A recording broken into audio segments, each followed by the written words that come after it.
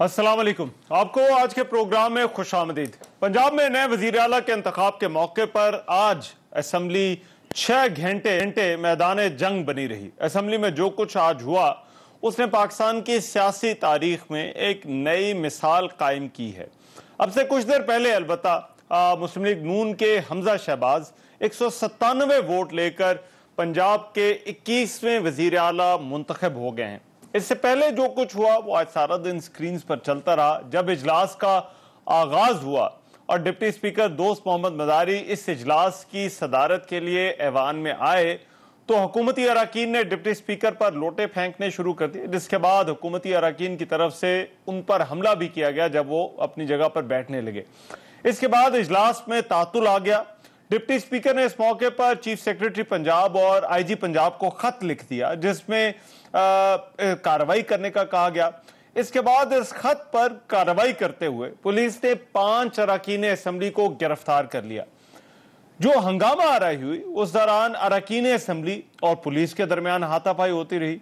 Assembly का जो security staff था और अरकान ये भी एक दूसरे से गुत्थम गुत्था रहे। इस हंगामा आराई में वजारत आला दूसरे उम्मीदवार थे चौधरी परवेज इलाही, वो भी जख्मी हो गए। रेस्क्यू एहलकारों ने परवेज इलाही को तिब्बी इमदाद दी। उन्होंने शहबाज शरीफ को इस सारे मामले का जिम्मेदार करार दिया है।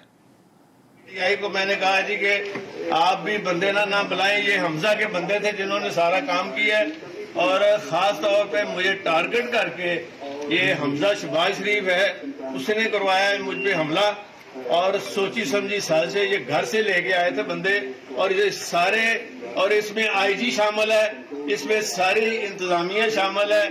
खुद शहबाज शरीफ का टेलीफोन भी आया था कि पकड़ के तो इनको ये करो, जबरदस्ती इनके साथ करो। मैं अभी भी कस्टोडियन हूँ हाउस का, मैं स्पीकर हूँ। अगर स्पीकर के साथ ये हो रहा है तो फिर इनकी कौन सी जमहूरियत है? ये शरीफों की ये जमहूरियत है। देखा ये देखें, मेरा बाजू तोड़ दिया इन्होंने मार मार के और मेरा सांस रुका हुआ है, ऑक्सीजन मुझे लगानी पड़ गई है।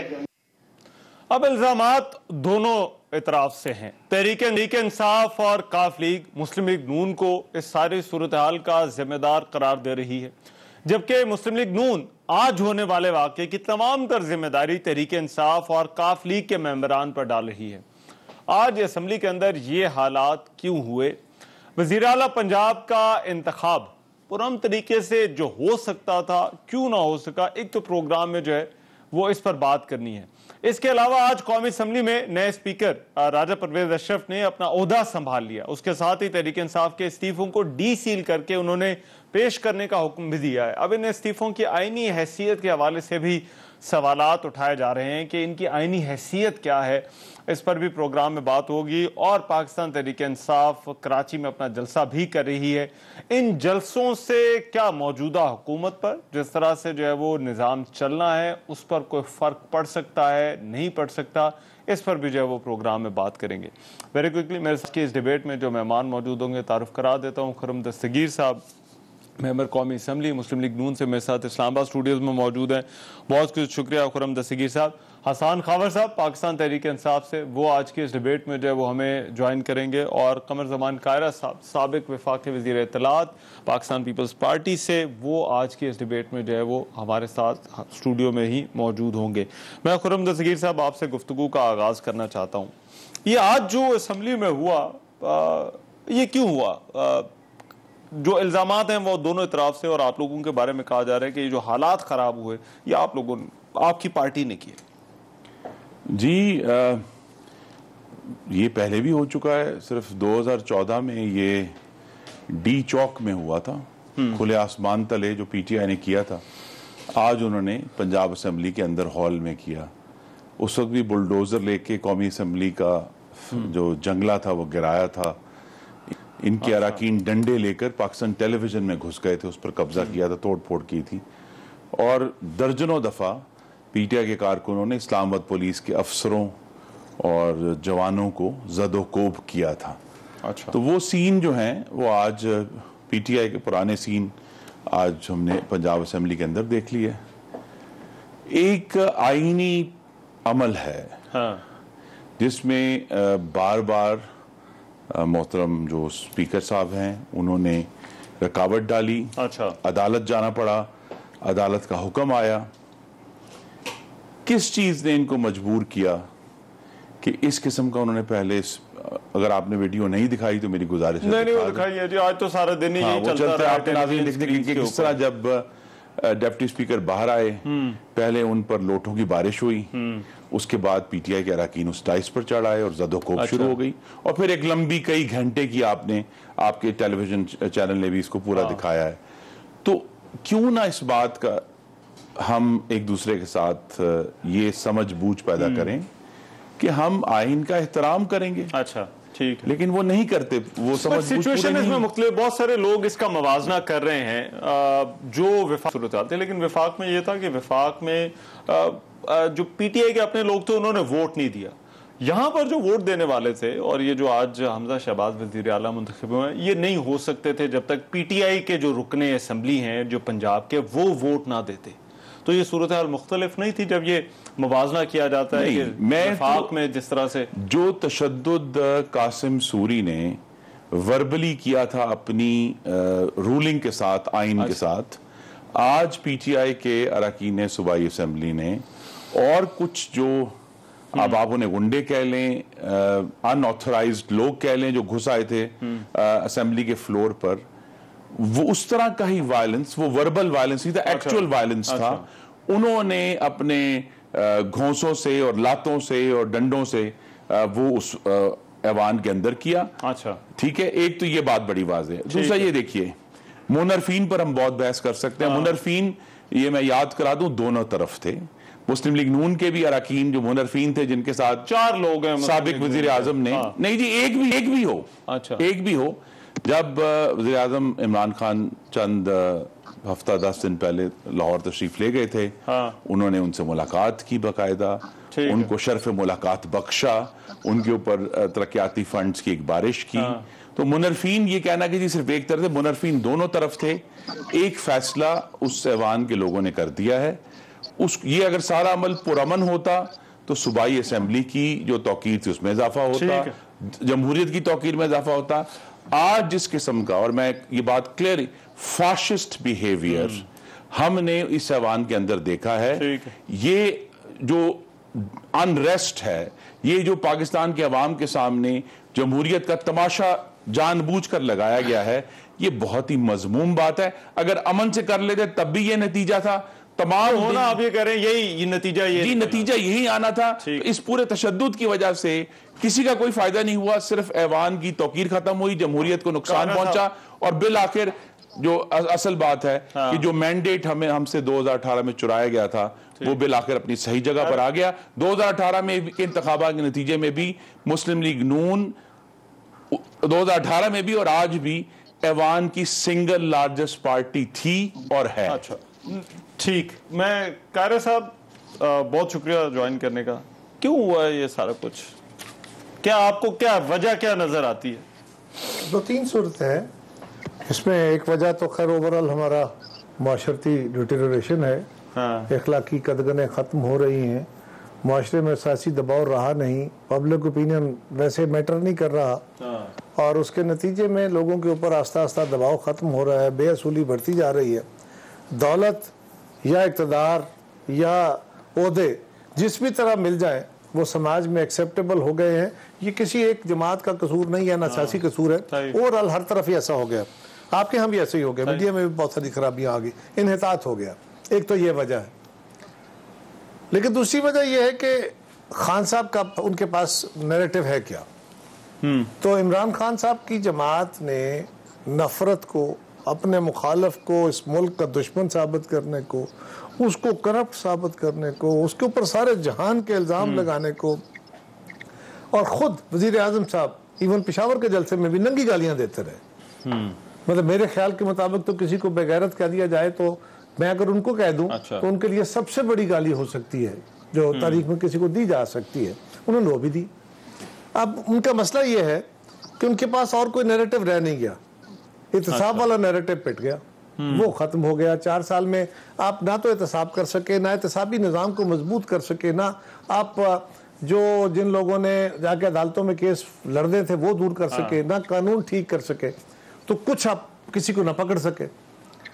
अब वो बात चलती नहीं, महंगाई, बेरोजगारी, तूफान और बाकी सारे के सारे नारे पिट गए। अब उनके पास और क्या है, वो किसकी बुनियाद पे खड़े हों? लिहाजा उन्होंने मदीना की रियासत का सहारा लेना शुरू कर दिया, मजहबी सिम्टम्स का, जिनका कोई ताल्लुक नहीं है उनकी सियासत से, बिल्कुल दूर दूर तक नहीं है। और फिर अब एक जो जिसका वो बात सारे फसाने में जिसका जिक्र न था, वो बात उनको बहुत नागवार गुजरी है। लेकिन वो नागवार नहीं गुजरी, उन्होंने उसको अपना मुस्तकबिल का हथियार बना लिया और वो समझते हैं कि अब हमें अमेरिका लेटर वाली गाल कर रहे हैं, लेटर वाली, यस, मुल्क दुश्मनी, यानी अपने मुखालफों को अब वो क्या करे? पहले तो कहते थे करप्ट है, अब वो करप्शन के केसेस बना बना बना के किसी केस में सजा नहीं हुई, लोग देखिए मैं गुजारिश करूं, ये कंस्पिरेसी के बयानिए हमारी सियासत में हमेशा से रहे हैं। ये वो नहीं, देखिए जो आप जिन बात आप जो कर रहे हैं कि जी के शायद बड़ी तलखी हो जाती है, वो रही है, लेकिन अभी इस वक्त सूरत हाल थोड़ी सी उससे जरा ज्यादा बड़ी हुई लग रही है। मैं सिर्फ एक गुजारिश कर रहा हूँ कि जब पाकिस्तान के इदारे कह रहे हैं, मुसल्लह अफवाज के तर्जमान ने कहा साजिश नहीं है, हम कह रहे हैं साजिश नहीं है, आपने कमीशन बनाया, हमने वेलकम किया, आपके कमीशन का सरबराह खुद भाग गया, हमारा कसूर नहीं था। अभी भी प्राइम मिनिस्टर ने एक नेशनल सिक्योरिटी कमेटी की मीटिंग कॉल करने का कहा है। मैं तो रिकमेंड करूंगा कि इस पे कमीशन बना दिया जाए। पर मैं जो बात बंदा भी पूछा जाए इमरान खान साहब वाले, ये तो इल्जामात जब लिस्टों की बातें निकलती थी और जब ये सारी बातें होती थी, कहा जाता था कि फलां को लिस्ट दे दी, ये गद्दार है, ये तो पहले भी होती रही। हम बहुत दूर दूर गए, ये बातें दुरुस्त हैं, लेकिन हमने नफरत को हथियार बना के पॉलिटिक्स नहीं की। सवाल ये है कि ये और करें क्या? ठीक, मतलब आपको लग रहा है कि ये इनकी जो पॉलिटिकल नैरेटिव है उनमें इनकी मजबूरी है। अच्छा, मैं एक और गुजारिश करूं, आज भी प्राइम मिनिस्टर साहब का वजीर आजम की तकरीर है, उस तकरीर को भी देख लीजिए, वो भी वही तकरीर होगी जो पेशावर में थी, और पेशावर वाली भी वही तकरीर थी जो से पहले तकरीरें होती थी। उसके अंदर आप, आज मैं इस प्रोग्राम में कहता हूँ, इमरान खान साहब बताएं वो कौन से जज से कमीशन बनाना चाहते हैं, कौन सा जज हो जिसपे उनको काजी फायज ईसा पे तसल्ली है? अच्छा, किसी और जज का अगर नाम ले दें, मैं कह रहा हूं, मैं पूछना चाहता हूं खान साहब से, वो अपनी मर्जी का जज बताएं, हम कोशिश करेंगे हुकूमत वक्त को कहने की कि जनाब उनका जो सबसे बड़ा मसला है ना, हालांकि उसको अमेरिका वाले भी कह रहे हैं कुछ नहीं है, पाकिस्तान की फौज भी कह रही है कुछ नहीं है, पाकिस्तान की अदलिया भी कहती है कुछ नहीं है, हम सारे भी कह रहे हैं कुछ नहीं है, मीडिया वाले भी कह रहे हैं कुछ नहीं है, लेकिन ये बात थोड़ी सी जरा पंजाब असेंबली से निकल के और जगह चली गई। लेकिन पंजाब असेंबली पे मैंने पंजाब असेंबली की रिएक्शन, पंजाब पे वापस इस तरह से आना है कि वहां का और विफाक में जो हुआ, दोनों में इसमें दो चीजें फर्क है। जरा हसन साहब को जरा शामिल बहस करने, जरा एक और छोटा सा बात करूं, फिर उनसे डिटेल पूछ लीजिए। दो वहां पे एक और चीज ऐड हो गई, ये नफरत का बयानिया तो चल ही रहा है ना, अगली पॉलिटिक्स किस पे करनी है उसमें साथ। मैं भी वैसे गुजरात का हूँ, लेकिन गुजरात का एक नेगेटिव इम्पैक्ट भी है, उसमें चौधरी साहब ने अपना हिस्सा भी डाल दिया, और वो हिस्सा भी डाल दिया उन्होंने बता दिया अल्टीमेटली कि हम क्या हैं, और आज उनको पहली दफा शायद सहारों के बगैर पॉलिटिक्स करनी पड़ी। वैसे उनकी सियासत बड़ी मुख्तलिफ हमने देखी है पंजाब असेंबली में, इससे पहले पंजाब असेंबली। आपको उनसे वास्ता नहीं पड़ा, अच्छा, आपने उनका सिर्फ इक़्तिदार में देखा। ये याद रखें, और ये मैं भुगता हूँ ना, ये याद रखें, किसी बंदे का बड़ा या छोटा होना ये क्राइसिस में पता चलता है, अच्छे वक्त में पता नहीं चलता। ठीक, हसन खावर साहब, ये जो आज हुआ सर, पीटीआई को तो अब किसी भी कोई भी सियासी जमात हो उसको सूट नहीं करता कि ये सब कुछ हो रहा हो, लेकिन अदालत का एक फैसला था, उस अदालत के फैसले के बाद उसमें ताखीर हो सकती थी, वर्बली मामला जो है वो जिस तरह से हुए, ये यहाँ पर जिस तरह से असेंबली के अंदर हमने देखे, आपके ख्याल में सब कुछ आज जो हुआ क्यों हुआ, फिर हालात यहाँ तक क्यों पहुंचे? अच्छा देखिए, बिल्कुल अफसोसनाक वाक़या है जब आप लेजिस्लेचर का मुकन्नना का तकद्दुस पामाल होता है, लड़ाई झगड़ा होता है। जाहिर है कि ये एक, मेरा नहीं ख्याल कि कोई भी शख्स इसको सपोर्ट करेगा या इसकी ख्वाहिश करेगा, लेकिन आपका सवाल बड़ा अहम है कि ऐसा क्यों हुआ। देखिए, बात यह है कि आपने, मैं आपका शुरू में सुन रहा था, आपने बिल्कुल दुरुस्त फरमाया कि कौमी असम्बली में जो कुछ हुआ और जो पंजाब असम्बली में हुआ, ये दोनों यकसर मुख्तलिफ बातें हैं। कौमी असम्बली के अंदर जो भी सिंध हाउस में हुआ, उससे बालातर कुछ हमारे ऐसे इत्तेहादी थे जो जाकर पीटीएम और मुस्लिम लीग नून के साथ मिल गए और वो एक अलग वाक़या था। यहाँ पर अगर हमारे अराकीन को खरीदा ना जाता, हॉर्स ट्रेडिंग ना होती, फ्लोर क्रॉसिंग ना होती, तो कभी भी ये हुकूमत को शिकस्त नहीं दे सकते थे। अच्छा, अब ये देखिए, ये वो काम थे। अच्छा हसन भाई, कुछ आपके जरा ऑडियो का इशू है, मैं जरा ऑडियो का इशू है, मैं एक ब्रेक ले लेता हूं, जरा ये फिक्स करवा लेते हैं, फिर यहीं से जरा बात जरा जोड़िएगा कि ये दोनों जो सिचुएशंस हैं वो किस तरह से मुख्तलिफ है। जरा इस ब्रेक के बाद आ रहे हैं।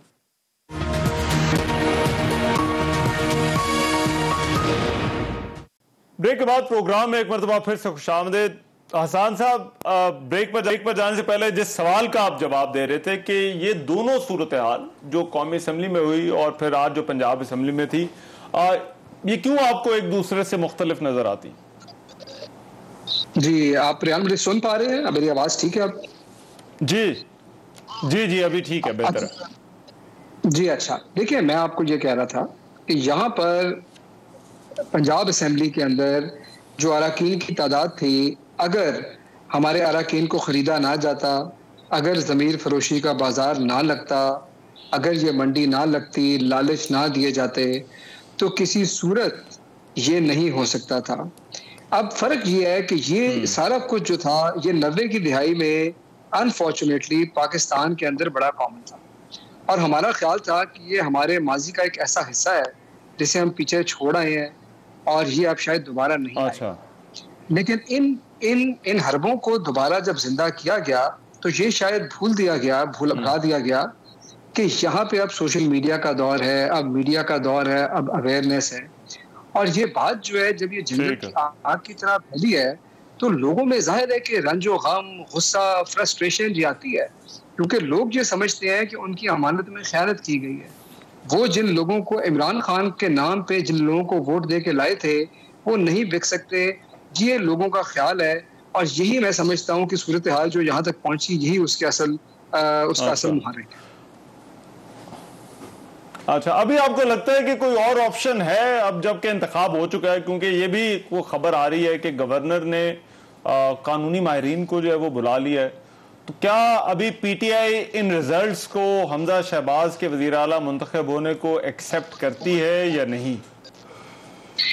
देखिए, मैं आपको बताऊं कि असेंबली में जो हुआ है वो एक यकतरफा कार्रवाई थी, और मैं तो नहीं समझता कि उसकी कोई अखलाकी या कानूनी हैसियत है, लेकिन इसके बारे में पार्टी का मौक़िफ़ क्या होगा इस पे जाहिर है कि पार्टी की क़यादत जो है वो फैसला करेगी, और इससे कुछ कहना काबिल वक्त होगा मेरे ख्याल में। अच्छा, ठीक है। अच्छा, मैं before I go to Khurram साहब, मगर कारी साहब, ये जो पॉइंट है कि असेंबली में यहाँ पर सूरत हाल मुख्तलिफ थी, इत्तेहादी थे साथ, लेकिन यहाँ पर जितने लोग डिफेक्ट हुए हैं क्या उससे कोई फर्क नहीं पड़ता? क्योंकि ये तो सारे पीटीआई के लोग थे। देखिए, पहली गुजारिश तो ये है कि जो अगर डिफेक्शन की बात करनी है तो एक सेक्शन मुस्लिम लीग का भी डिफेक्ट किया है। हाँ, वो इन्होंने तो पहले किया हुआ है।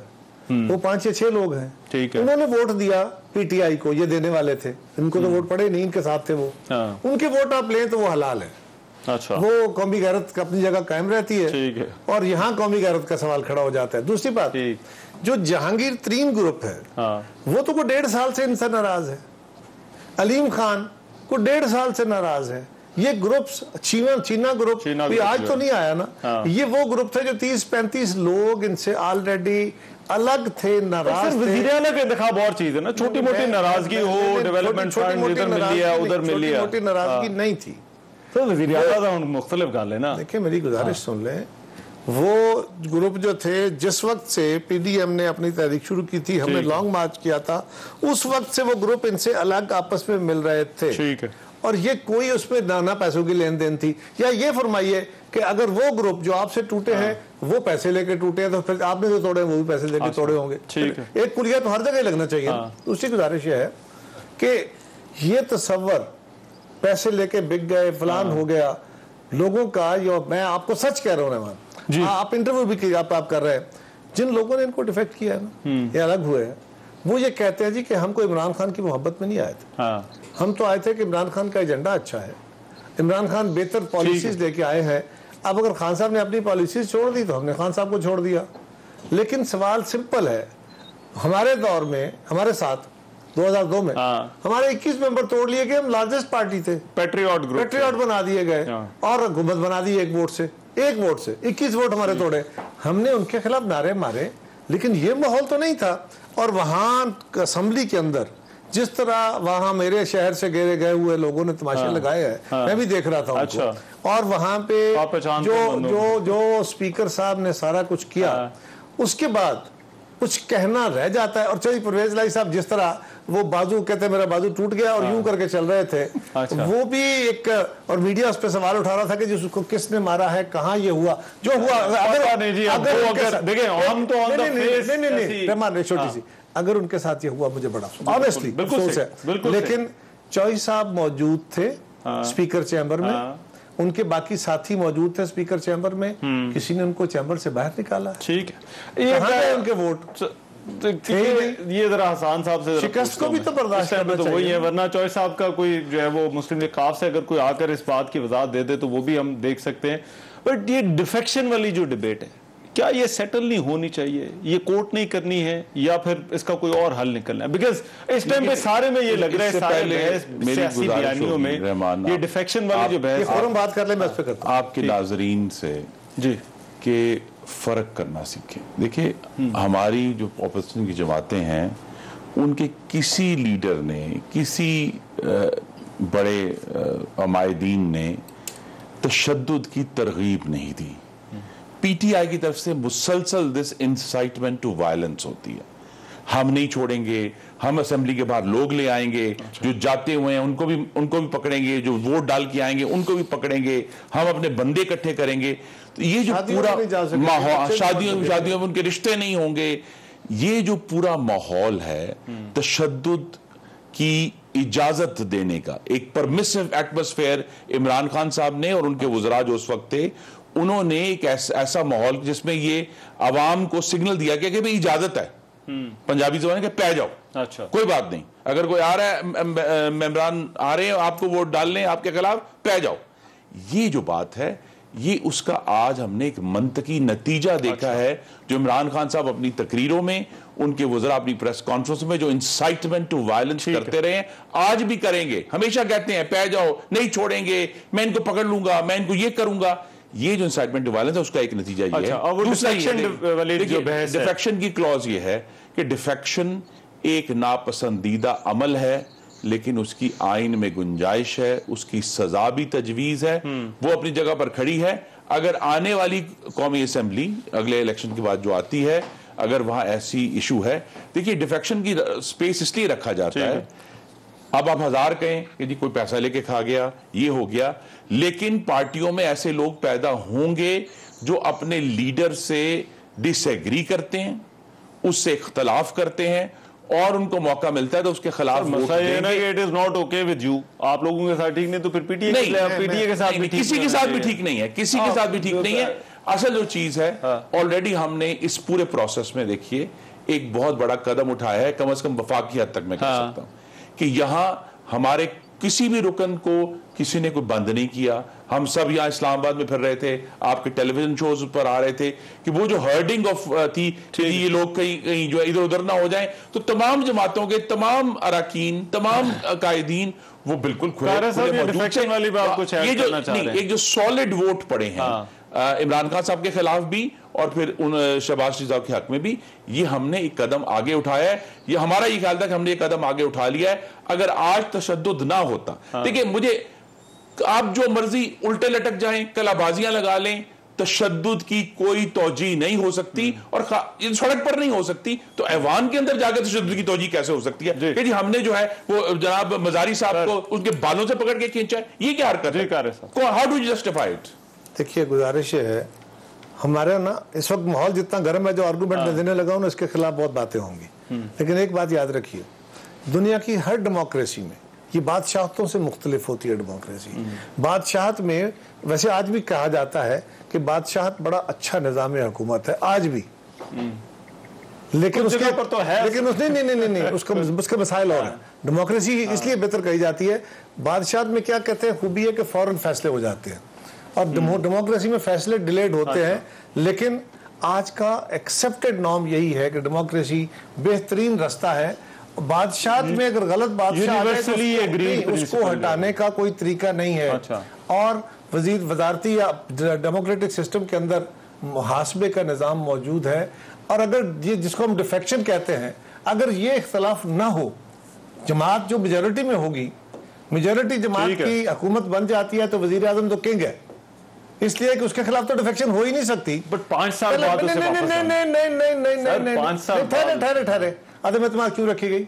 अच्छा, वजह क्या है, क्यों रखी क्लास? अगर हो ही नहीं सकती और अदम एतमाद कैसे होगी? हुक्मरान जमात के लोग टूटेंगे, मेजॉरिटी से टूट के माइनॉरिटी की तरफ आएंगे और ये मेजॉरिटी बनेगी। ये बर्तानिया में भी होता है भाई, ये हिंदुस्तान में भी होता है। हमारे यहाँ कुछ आजकल ज्यादा हो गया कि हम डेमोक्रेसी के ये तो आप लोग बता सकते हैं पार्लियामेंट के दोनों, और आपने 18वीं तरमीम जो है वो लाए थे, तो आप बता सकते हैं कि ये दोनों चीजें फिर क्यों हैं? मैं दोनों में से एक चीज निकाल। नहीं भाई, ऐसा नहीं है। या पाकिस्तान की आइन, यार एक बात पहले हमारे एक बात समझो, अगर तो सिर्फ हमारे मुल्क में हो तो बड़ा गलत है, और अगर पाकिस्तान के अलावा हिंदुस्तान में है, बांग्लादेश में है, श्रीलंका में है, बर्तानिया में है, जो जापान में है, दुनिया के जहां डेमोक्रेटिक ये सिस्टम है, वहां पे अदम एतमाद का निजाम मौजूद है। मैं एक ब्रेक के बाद, और वो कैसे होगा? एक ब्रेक आ रहे हैं, डिस्कशन जारी है। ब्रेक के बाद प्रोग्राम में एक मरतबा फिर से खुशामदीद। ब्रेक पर जाने से पहले बात हो रही थी कि क्या लोग अपनी पार्टी जो है वो छोड़ सकते हैं या नहीं। हसन खावर साहब, ये एक वैसे रहमान उनसे ये भी पूछिए, ये उनकी अपनी पीटीआई की हुकूमत है कश्मीर में, ठीक है, और वहाँ उनकी अपनी जमात ने अपने वज़ीर आज़म के खिलाफ अदम एतमाद किया। अच्छा, चले वहाँ क्या हुआ है वो हम जानना चाहेंगे। यहाँ गलत हो गया, वहाँ हो गया। सियासत की अनहोनियां जो है वो ये हसन साहब बताएंगे, मगर हसन साहब, मगर साथ ही साथ तहरीक इंसाफ अभी कराची में जलसा कर रही है। देखिए, क्या ये तय हो चुका कि अब पाकिस्तान तहरीक इंसाफ ने इस प्रोसेस का, अगर ये इसी तरह से चलता है तो इसका हिस्सा नहीं बनना, और अगर बनना है तो अगर नहीं बनना तो वो फिर सिर्फ कौमी असम्बली तक क्यों महदूद है? Punjab assembly, KP assembly, senate, फिर यहाँ पर क्या ये अरेंजमेंट में तो गद्दार भरे हुए हैं। अच्छा, मैं साहब आपको, क्योंकि पहले एक बड़ी लंबी डिस्कशन हुई, कायरा साहब ने भी कोई बात की, मुझे आप थोड़ा सा वक्त दीजिएगा क्योंकि 2-3 बातों की वजाहत करना। जी। इससे पहले कि मैं डिफेक्शन पे आऊं, जो खुर्रम साहब ने बात की ना, इंसाइटमेंट फॉर वायलेंस, मैं उसके ऊपर जरा थोड़ा सा पिछले कुछ दिनों की जो डेवलपमेंट्स हैं उनकी याद दहानी कराना चाहता हूँ। कि आप देखें कि मैरियट होटल में जो इंसिडेंट हुआ, और वो तो अपनी जगह जो हुआ सो हुआ, उसके बाद इनकी पार्टी के अता तारड़ साहब ने खुल्लम खुल्ला प्रेस कॉन्फ्रेंस के अंदर ये बात की कि ये अब it will be a new normal, अब हम लोग हर जगह यही करेंगे। ये थी इंसाइटमेंट फॉर वायलेंस, ये थी कॉल फॉर वायलेंस। तो खुदारा ऐसे ना कहें, पहले ये देख ले कि आपकी पार्टी के लोग क्या कह रहे हैं, कैसे रिएक्ट कर रहे हैं। अच्छा, डिफेक्शन की जो बात है उस पर 3-4 आर्गूमेंट दिए। कायरा साहब हमारे, वैसे मैं इनका बड़ा एहतराम करता हूँ, कायरा साहब ने माजी से बहुत सारी एग्जांपल्स दी और हमारी पार्टी की बात भी की कि हमारी पार्टी के कुछ लोग मुस्लिम नून के डिफेक्ट करके इधर आए थे। देखिए, पहली बात, principally 2 wrongs cannot make a right, और हम माजी की गलतियां निकाल के ये नहीं कह सकते कि क्योंकि माजी में ऐसा होता रहा है इसलिए अब भी ये होना जायज़ है। दूसरी बात यह है कि अगर हम नून लीग के जो डिफेक्शन करने वाले अरकान थे उनकी बेस के ऊपर इनकी गवर्नमेंट को डी सीट कर दें, तो मैं बिल्कुल ओपनली कहता हूँ ये भी उतना ही गलत होगा जितना आज हुआ है। दूसरी बात यह है कि डिसएग्रीमेंट वर्सेस डिफेक्शन, इसका फर्क करना भी जरूरी है। खुर्रम साहब ने भी इस पर बात की और इन्होंने थोड़ी सी एक लीगल इंटरप्रिटेशन भी दी, मैं उस पर भी आता हूँ। देखिए, आप डिसएग्रीमेंट कर सकते हैं अपने लीडर से, ये जमहूरियत का हुस्न है, आप करें, लेकिन उसकी कुछ बाउंड्रीज हैं, और कुछ बाउंड्रीज ऐसी हैं कि अगर आप समझते हैं कि आप उनको नहीं समझते वज़ीर-ए-आज़म के लायक, तो आप पहले रिजाइन करें, क्योंकि आप उनके नाम पे वोट लेके आए थे, और उसके बाद आप भले जो मर्जी पार्टी ज्वाइन करें। और ये कहना गलत है। चलें, ठीक है, अब वो जलसों वाली चीज पर आ जाए, जरा टाइम मैं कह रहा हूँ जरा कम है, वो टॉपिक भी हमने डिस्कस करना है। कराची में आप लोगों का जलसा हो रहा है जी, मैं उस पर आ रहा हूँ, लेकिन मैं कह रहा हूँ कि ये कहना कि आइन में गुंजाइश है डिफेक्शन की, मेरी ये इंटरप्रिटेशन नहीं है। आइन में मना है, उसकी सजा दी गई है। सजा अगर आपके कानून के अंदर चोरी और डाके की हो, इसका मतलब ये नहीं है कि वो जुर्म करने की गुंजाइश है, इसका मतलब है कि आपने मना किया हुआ है और उसको उसकी रोकथाम करनी चाहिए। इसीलिए हम कोर्ट में गए और हमारी ख्वाहिश है कि उसका जल्द से जल्द फैसला हो। अब मैं आता हूँ जलसे की तरफ। देखिए, बात ये पार्टी लीडरशिप का फैसला है कि हमने इनका पार्ट नहीं बनना, और ये जो कौमी असम्बली से इस्तीफे दिए हैं ये पहला स्टेप है, अगले स्टेप्स भी लिए जाएंगे, उसके बारे में भी फैसला होगा। और इस वक्त जो है हम आवाम के पास गए हैं और जिस तरह से ये फैसले हो रहे हैं कि सुप्रीम कोर्ट के अंदर नेशनल असम्बली के अंदर आधा ईवान जो है वो खाली है, पंजाब असम्बली के अंदर आधा ईवान नहीं है और यकतरफा फैसले हो गए हैं, ये किसी किस्म की मैं नहीं समझता कि हम कोई जमहूरियत की सर्विस कर रहे हैं। और हमारी पार्टी का बिल्कुल यही डिमांड है कि हमें फौरी तौर पर अवाम के पास जाना चाहिए, क्योंकि ये एक ऐसा सियासी बहरान है जिसका हल सिर्फ और सिर्फ राइट। हसन भाई जरा टाइम दीजिएगा। पूछ लो। हसन साहब एक छोटी सी एक रहनुमाई फरमाइए, जब ये प्रोसेस शुरू हुआ, ऐवान शुरू हुआ पंजाब में, तो वहां पे कुछ मेंबरान उठ के गए, लड़ाई शुरू हुई, चौधरी परवेज इलाही साहब की फुटेज है, बुजदार साहब के साथ वो बैठे हुए हैं और वो बाकायदा यूं करके वो अपने मेंबरान को इशारे कर रहे हैं, उनको शाबाशी दे रहे हैं। उस वक्त वो स्पीकर का घेराव कर रहे थे, उनके बाल खींच रहे थे, उनको लोटे मार रहे थे और सिक्योरिटी उनको बचा रही थी। क्या ये दुरुस्त है? अच्छा सर, मैं कायरा साहब मैं किसी सूरत तशद्दुद के किसी भी वाक़े से, चाहे वो हमारी पार्टी से हो, किसी और पार्टी के लोगों ने किया हो, मैं कभी ना उसको सपोर्ट करूंगा ना उसको जस्टिफाई करूंगा। लेकिन मैं फिर रेहान साहब के पहले सवाल की तरफ जाता हूं कि ये देखें कि ये जो बिहेवियर है उसके मुहर्रिकात क्या है। अच्छा, मैं एक मिनट जरा उस पे आता हूँ। काफी बात हो गई, लेकिन मुहर्रिकात के रेमेडीज मौजूद है ना उन मुहर्रिकात का। और जो बात आपने मेरी जमात की कही, देखें हम ना बड़े टॉलरेंट सोसाइटी नहीं है। अगर मुझे कोई गाली देगा, यूरोप वाले गाली बर्दाश्त कर लेते हैं, हमारे यहाँ गाली बर्दाश्त नहीं की जाती। एक करूंगा, दो करूंगा, अल्टीमेटली बस्ट हो जाऊंगा। मैं आपके मुंह पे गालियां देना शुरू करूं। अच्छा, जरा वापस आते दो क्वेश्चंस। नंबर वन, क्या आप चाहेंगे कि पीटीआई दोबारा इनका पार्ट बने या असेंबली में वापस आ जाए? This is number one. और दूसरा, ये जलसे जब चल रहे होंगे तो क्या इनके होते हुए आपको बाकी मामला जो है वो चलाने में कोई परेशानी नहीं होगी? जी, अल्लाह ताला का करम है। ये नोट करना चाहिए आपके नाजरीन को कि ये जो मुत्तहिदा हुकूमत है, आज बल्कि बड़ा लतीफा हुआ कि बिलावल साहब को बार बार मुत्तहिदा ऑपोजिशन कह रहे थे, हमें आदत हो गई तो अच्छा लेकिन ये जो मुत्तहिदा हुकूमत है, इससे मेरा ख्याल है पाकिस्तान की सियासी तारीख में सबसे बड़ा हुकूमती इत्तेहाद है शायद। जी, और ना सिर्फ सबसे बड़ा बल्कि सबसे वसी, जिसमें बलोचिस्तान की कॉमप्रस जमातें, पश्तून कॉमप्रस जमातें, पश्तून मेन स्ट्रीम मजहबी जमातें, पंजाब और सिंध की मेन स्ट्रीम जमातें, MQM, लिहाजा पूरे मुल्क से जमीयत अहल हदीस भी इसका हिस्सा है। तो ये सारी जो जमातें हैं ये इकट्ठी होकर आई हैं। हम तो गवर्नेंस में इंटरेस्टेड है। इमरान खान साहब बड़ी खुशी से तजर्बे में इनको भी शामिल करें, सियासी तजर्बे में। नहीं, हम तो चाहेंगे ये वापस आए। हमने तो नहीं कहा कि ये अबानों से निकले। आप राजी कर दें, आप राजी कर दें। हम पहले भी देखिए, उस वक्त के स्पीकर अयाज सादिक ने, हकीकत ये है कि आइन को नजरअंदाज करके इनके इस्तीफे एक्सेप्ट नहीं। पहले भी हमने राजी नहीं था किया, कमिशन बना था, कमिशन के बाद तहकीकात हुई थी, उसके बाद ये राजी होना तो राजी होना अलग था। राजी होने वाली बात तो हम पे ना हमने जो है उनके इस्तीफे एक्सेप्ट नहीं किए। पेशावर वाला, वो इसके बाद धरना खत्म हुआ था, लेकिन उसके बाद जुडिशियल कमीशन बना था। हमारी ये ख्वाहिश होगी कि ये अपने इस्तीफों पर नजरसानी करें, क्योंकि अगर नजरसानी ना किया तो इनकी आंखों के सामने कौमी असेंबली में इनकी पार्टी टूटेगी। उनके अक्सरान की अक्सरियत इस्तीफे नहीं देना चाहती। आज जब नए स्पीकर ने कहा कि वो जो आईन में लिखा है वो दो टेस्ट हैं उसके, एक तो इस्तीफा उस मेंबर के हाथ का लिखा हुआ होना चाहिए, बिल्कुल ठीक, और दूसरा उन्होंने उस मेंबर को इनफरादी तौर पर बुलाकर उसकी तस्दीक करनी है कि उसने इस्तीफा किया। ये साबिक स्पीकर अयाज सादिक साहब की जो है वो राय है। ये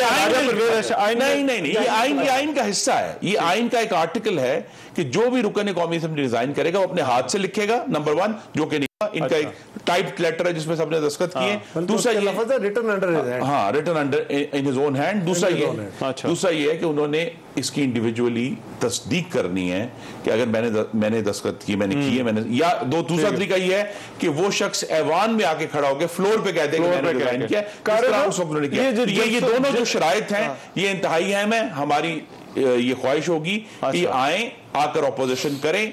इस तरह अबैंडन करने से मुल्क में तशद्दुद बढ़ रहा है और इमरान खान साहब को नैरेटिव है, इससे जो वो तशद्दुद रवैये हैं वो भी परवान चढ़े। मैंने परमिसिव एटमॉस्फेयर का जिक्र किया, ये बिल्कुल भी ठीक नहीं है कि हम अपने मामला तशद्दुद से हल करें। आइन मौजूद है। और एक बात मैं कहना चाहता हूं, देखिए हम जो भी कहें एक दूसरे के खिलाफ, जितना तशद्दुद काबिल मुजम्मत है उतनी ही आइन शिकनी भी काबिल मुजम्मत है, और पीटीआई के लोग बार बार आइन शिकनी के मुर्तकिब हो रहे हैं। कारे साहब, ये जलसों वाली बात अब आप ब्रेक के बाद जरा बताइए, जलसों से कोई फर्क पड़ता है या नहीं पड़ता? मैं एक ब्रेक के बाद वापस आ रहा हूं।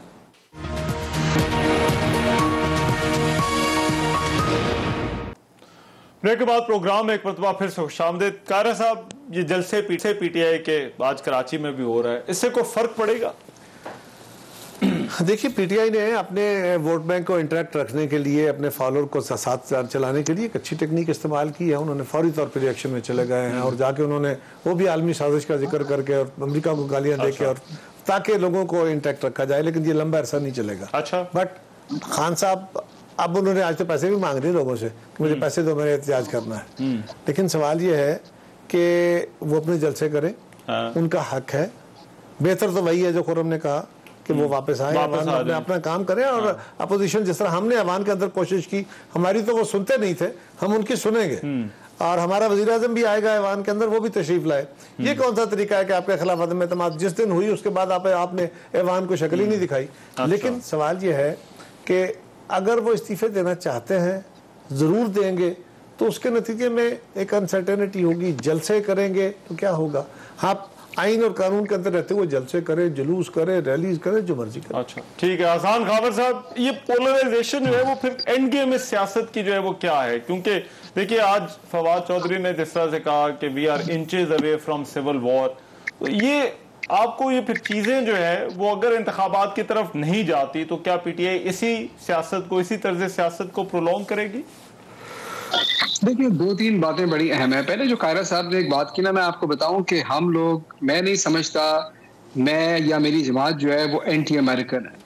हमने तो सिर्फ बात की है खुद मुख्तारी की, सॉवरेनिटी की, अपनी एक इंडिपेंडेंट फॉरेन पॉलिसी की। इसमें किसी मुल्क के खिलाफ कोई बयानिया नहीं है। This is not against any country. मैं इसको बड़ा जरूरी समझता हूँ। अच्छा, दूसरी साहब, वजीर आजम साहब ने तो अमेरिका को कहा कि हमारे मुल्क के अंदर मुदाखलत कर रहे हैं, और अमरीकियों ने कहा है कि अगर अदम एतमाद पास हो गई तो माफ कर देंगे। माफी के साथ किसी भी, ये वजीर आजम साहब ने कहा। जी, मैं यही कह रहा हूँ कि किसी भी मुल्क जब हमारे मुल्क के अंदरूनी मामलात में मुदाखलत करेगा तो ये हमें कबूल नहीं है, और ये एक प्रिंसिपल है। मैं आपको फिर, क्योंकि आपने कहा कि आप अमेरिका के खिलाफ नारे, मैं कह रहा हूँ it is not against US, it is about our own sovereignty. ये अपनी बाउंड्री सेट करने की बात है, और यही हमारा स्टांस है। फॉरेन पॉलिसी के ऊपर भी यही हमारा स्टांस है। अच्छा, नहीं, आपका स्टांस साजिश का है भाई।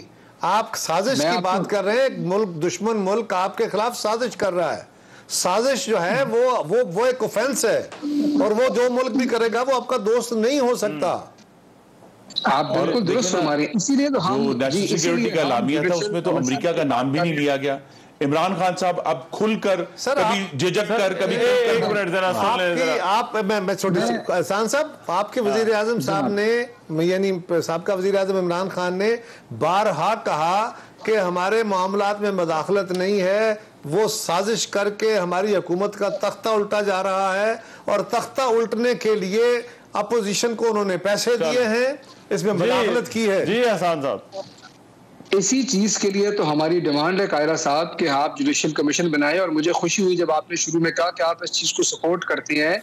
इसके ऊपर एक क्रेडिबल जुडिशियल कमीशन बनाए, इसके फैक्ट्स अनअर्थ करें, लोगों के सामने रखें, हमें भी आपने मुझे इमरान साहब से पूछ के बताना है वो किस जज से कराना चाहते हैं। अच्छा, नहीं मगर सर इसमें मेरी जरा गुजारिश सुनिए, तो क्या ये सर मामला, देखिए अब पीटीआई क्या यही चाहेगी कि जब तक इलेक्शन नहीं हो जाते तब तक ये जलसे ही होते रहे, इसी तरह से जो है वो चलते रहे?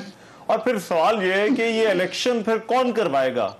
क्योंकि धरने तो हम इससे पहले भी जो है देख चुके, तो पीटीआई के पास क्या स्ट्रैटेजी है कि ये लोग मजबूर हो जाए कि अब इलेक्शन के सिवा कोई रास्ता नहीं बचा? देखिए, आपके मुल्क में रेहान साहब इस वक्त एक सियासी बहरान है। मैंने आपको पहले भी अर्ज की कि आपकी जो असेंबली है, पूछता हूँ सर आपसे, बताइएगा, वो आधी खाली है। जी। दूसरी असेंबली के अंदर यकदफा फैसले हो रहे हैं, लोग सड़कों पर निकल रहे हैं, बाहर निकल रहे हैं, एहतजाज कर रहे हैं, इमरान खान की कॉल पे बाहर आ रहे हैं, और जो गली गली हल्ले जो हो रहा है, देखिए आप लोग जो इंसिडेंट हुआ ये मैरियट के अंदर, इसको आप समझते हैं ये कोई प्लांटेड इंसिडेंट तो नहीं था, लोगों के अंदर गम गुस्सा है, वहां पे ये चीज हुई। उसके बाद आप लोगों ने खुद भी कहा कि जी हम भी इसका जवाब इसी तरह देंगे। तो ये जो हालात है ये एक बहरान तो है। नहीं, आपका क्या ख्याल है अगर ऐसा हरकत हो, गालियां दी जाए तो एहसान साहब क्या करना चाहिए? सर मैं जरा इसको कंक्लूड करता हूँ, क्या रास्ता क्या है? हम पीटीआई के जलसों को उस दिन संजीदगी से लेंगे जिस दिन इनके खैबर पख्तूनख्वा के वजीर आला खैबर पख्तूनख्वा असेंबली तहलील करेंगे। उससे पहले हम इनको संजीदगी से लेने के लिए नहीं वो नहीं करेंगे और ना सदर इस्तीफा देंगे। अच्छा, सदर भी आपको लगता है? केपी की असेंबली देखिए ना, केपी की assembly is a test case. अगर ये वाकई संजीदा है, उस दफा भी अगर आप गौर करें, उस वक्त भी इनकी केपी में हुकूमत थी, उसका तो नाम भी नहीं लिया ना। नहीं, वहां पर आप लोगों की तादाद इतनी ज्यादा नहीं है ना केपी असेंबली। वही हुआ ना, मैं गद्दारी की बात नहीं कर रहा, मैं कह रहा हूं नए इलेक्शन बारे में मैं लफ्ज यूज नहीं करना चाहता, लेकिन वो सारी बात है, मैंने कहा आप लोगों की, मैं नए इलेक्शन के बारे में संजीदगी की कर रहा हूं। अगर ये संजीदा है तो फिर केपी असेंबली इसको तहलील करेंगे। अगर जब तक केपी असेंबली तहलील नहीं होती तब तक ये जितने मर्जी जलसे कर लें, इनकी जो डिमांड है नए इलेक्शन की, इसका मतलब है कि साजिश जो है वो सिर्फ एक सूबे में हुई है। जी और हसन साहब, ये जो आप बार बार जिसका जिक्र कर रहे हैं ना, वाकया मैरियट वाला, गालियां जो भी देगा उसके ऊपर सिर्फ एक शेर में उसका जवाब है कि ये, और आपके साथ ये नहीं है कि कितने शीरी हैं तेरे के रफीक, गालियां खा के बेमजा न हुए, वो वाला माहौल नहीं है। कायरा साहब, अजान साहब, थैंक यू सो मच, और खुरम दस्ती हमारे साथ मौजूद है। आज की डिस्कशन देते हैं, इजाजत दीजिए अल्लाह ने के बाद।